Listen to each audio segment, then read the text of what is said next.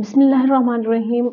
Parents, अगर आप ये चाहते हैं कि आपका बच्चे के अंदर खुद एतमादी और उसकी स्पीच अच्छी हो, उसकी जो नॉलेज है वो बढ़े, तो अपने बच्चों से मुख्तलिफ किरदार, ये बात दुरुस्त है कि बच्चा जिस चीज़ को देखता है उसको शौक से नकल करता है। एक बच्चे को डॉक्टर का किरदार दें, दूसरे बच्चे को मरीज़ का। एक बच्चे को सब्ज़ी फरोश का किरदार दें, दूसरे को गाहक का। इस तरह एक बच्चे को दुकानदार का किरदार दें और दूसरे को गाहक का। तो इस तरह बहुत सारे जो है रोज़मर्रा की ज़िंदगी में जो बच्चे देखते हैं, उनको मौका दें कि वो इन किरदारों की नकल करें। इस मशक से बच्चों में खुद एतमादी के साथ साथ उनकी स्पीच भी बहुत स्ट्रॉन्ग होती है, फ़िक्रों की अदायगी में पुख्तगी आती है और वो बच्चे किसी भी के सामने भी जाकर जो है वो टॉक कर सकते हैं। या आप बच्चा जाता है, शॉप पे जाता है, बच्चे को कहीं आप सब्जी लेने भेजते हैं, सौदा सल्फ लेने भेजते हैं, तो आपका बच्चा वहाँ जाके वो जब कन्वर्सेशन करता है तो आपके बच्चे के अंदर बहुत खुद एतमादी आती है। तो बच्चा